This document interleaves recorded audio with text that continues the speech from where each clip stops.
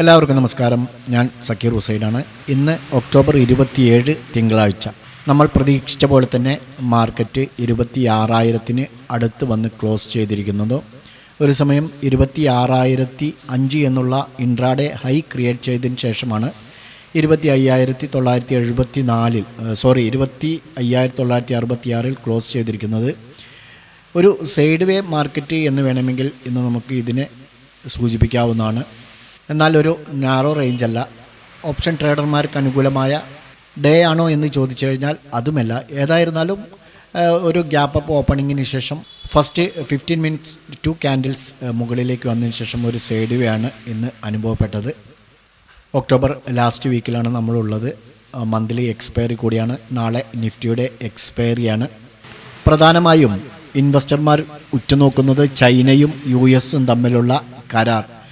അതിൽ ഉടൻ ഒപ്പുവെക്കപ്പെടും എന്നുള്ള ഒരു പ്രതീക്ഷയും പ്രതീക്ഷിച്ചതിലും കുറവായിട്ട് രേഖപ്പെടുത്തിയ US ഇൻഫ്ലേഷൻ ഡാറ്റയും അതോടൊപ്പം തന്നെ ഫെഡ് ചെയർമാൻ പറഞ്ഞ രൂപത്തിൽ ഈ 2025 വർഷത്തിൽ 2-ലധികം റേറ്റ് കട്ടിങ്ങുകൾ ഉണ്ടാകുമെന്നുള്ള ആ പ്രതീക്ഷകൾക്ക് ആക്കം കൂട്ടിയിരിക്കുകയാണ്. ഇതെല്ലാം കൊണ്ട് തന്നെ മാർക്കറ്റ് ഉയരങ്ങളിലേക്ക് വന്നുകൊണ്ടിരിക്കുകയാണ്. ഇനി തുടർന്ന് അങ്ങോട്ടും മുകളിലേക്ക് തന്നെ വരാനുള്ള സാധ്യതയാണ് നമുക്ക് കാണാൻ കഴിയുന്നത്. BSEയെ സംബന്ധിച്ചിടത്തോളം 566 പോയിൻ്റ് പോസിറ്റീവിൽ 84,778 ക്ലോസ് ചെയ്തിരിക്കുന്നത്.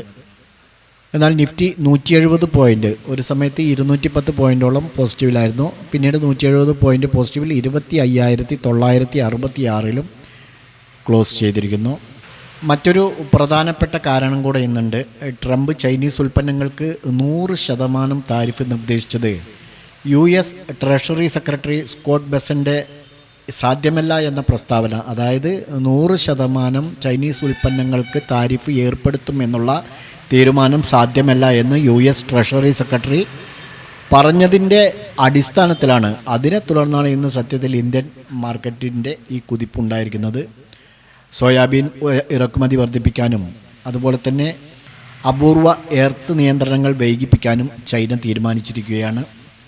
ബ്രോഡർ മാർക്കറ്റിലേക്ക് വരുമ്പോൾ നിഫ്റ്റി മിഡ് ക്യാപ്പും നിഫ്റ്റി സ്മോൾ ക്യാപ്പും 1% ഉയർന്നിരിക്കുകയാണ്. Nifty PSU bank, realty, metal, oil and gas ഇൻഡെക്സുകൾ ഓരോന്നിനും 1% ഉയർച്ചയാണ്.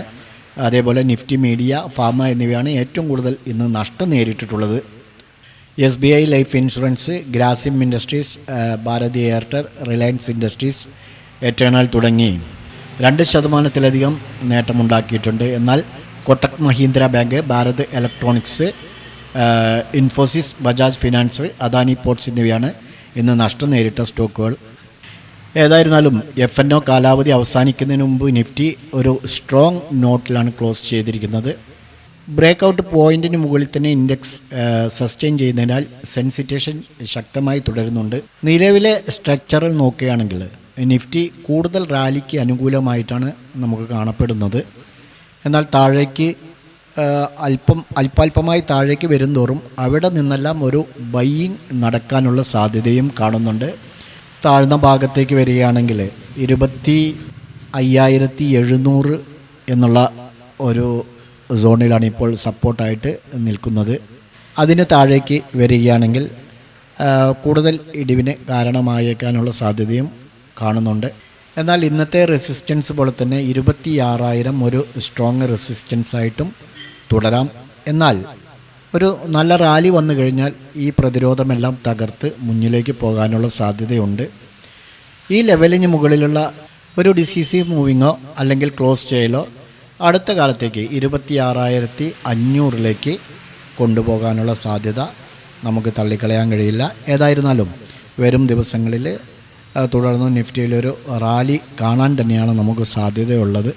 അതോടൊപ്പം തന്നെ US ചൈന ട്രേഡിംഗ് ഡീലിലെ പുരോഗതിയും US-ൽ നിന്നുള്ള സ്ട്രോങ് മൂവ്മെൻറ്റും വേൾഡ് മാർക്കറ്റുകൾ ബുള്ളിഷ് ട്രെൻഡ് നിലനിർത്തിയിരിക്കുകയാണ്.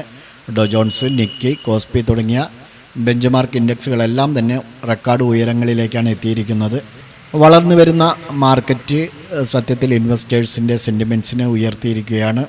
വേൾഡ് വൈഡ് നോക്കുകയാണെങ്കിൽ തന്നെ ട്രേഡിംഗ് ക്യൂസസ് കുറയുന്നതിൻ്റെ സൂചനകളും കാണുന്നുണ്ട്.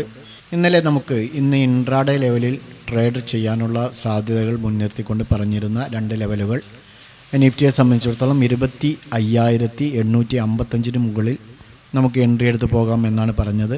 ഇന്ന് നിഫ്റ്റി ഓപ്പൺ ചെയ്തിരിക്കുന്നത് 25,891 അതിനുശേഷം അത് അല്പം താഴേക്ക് വന്നതുകൊണ്ട് തന്നെ നമുക്ക് എൻട്രി ലഭിച്ചിട്ടുണ്ട്. എൻട്രി ലഭിച്ചതിന് ശേഷം അത്യാവശ്യം നല്ല പ്രോഫിറ്റ് ബുക്ക് ചെയ്യാൻ സാധിച്ചിട്ടുണ്ടാവുമെന്ന് പ്രതീക്ഷിക്കുന്നു. ഒരു 120ഓളം പോയിൻറ്റിൻ്റെ റാലി നടത്തിയിട്ടുണ്ട് നിഫ്റ്റിയിൽ. അതേപോലെ തന്നെ ബാങ്ക് നിഫ്റ്റിയിലേക്ക് വരികയാണെങ്കിൽ 57,845 മുകളിലാണ്. അതിലും നമുക്കൊരു എൻട്രി ലഭിച്ചിട്ടുണ്ട്. 300ഓളം പോയിൻ്റ് റാലി നമുക്ക് ബാങ്ക് നിഫ്റ്റിയിലും കാണാൻ കഴിഞ്ഞു. ഏതായിരുന്നാലും ട്രേഡിങ്ങിനെ സംബന്ധിച്ചിടത്തോളം നല്ലൊരു ദിവസം തന്നെയായിരുന്നു എന്ന് ഇന്ന് അനുമാനിക്കാം. നാളെ നമുക്ക് ശ്രദ്ധിക്കാനുള്ള സപ്പോർട്ട് ആൻഡ് റെസിസ്റ്റൻസ് ലെവലുകൾ ഇൻട്രാഡേ ലെവലിൽ നാളെ പ്രത്യേകം ശ്രദ്ധിക്കേണ്ട ഒരു കാര്യം നിഫ്റ്റിയുടെ എക്സ്പയറിയാണ്.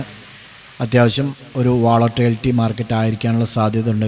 കാരണം മാർക്കറ്റ് ബുള്ളിഷിലാണ് ഉള്ളത് എന്നതുകൊണ്ട് തന്നെ നമുക്ക് നാളെ റെസിസ്റ്റൻസ് ആയിട്ട് 58,265 നാളെ ഇതിനു മുകളിൽ ഗ്യാപ്പ് അപ്പ് ഓപ്പൺ ചെയ്യുകയാണെങ്കിൽ താഴത്തേക്ക് റീട്രേസ്മെൻറ്റ് നടത്തുന്നുണ്ടോ എന്നുള്ളത് നോക്കുക. അല്ലെങ്കിൽ നമുക്ക് കിട്ടിയിടത്ത് നിന്ന് എടുത്ത് മുന്നോട്ട് പോകാവുന്നതാണ്. സപ്പോർട്ടായിട്ട് 57,872 ബാങ്ക് നിഫ്റ്റിയിൽ നമുക്ക് ഇങ്ങനെ വാച്ച് ചെയ്യാവുന്നതാണ്. ബാങ്ക് നിഫ്റ്റിയിൽ 58,265 എൻട്രി എടുക്കുന്ന സമയത്ത് നമുക്ക് സ്റ്റോപ്പ് ലോസായിട്ട് നിങ്ങൾ സെറ്റ് ചെയ്യേണ്ടത് 58,200 അങ്ങനെ നോക്കുകയാണെങ്കിൽ നമുക്ക് 58,200 1:2 വയ്ക്കുകയാണെങ്കിൽ നിങ്ങൾക്ക് 58,412 വരെ വെയിറ്റ് ചെയ്യാം. അതിന് മുകളിലേക്കും പോകാനുള്ള സാധ്യതയുണ്ട്.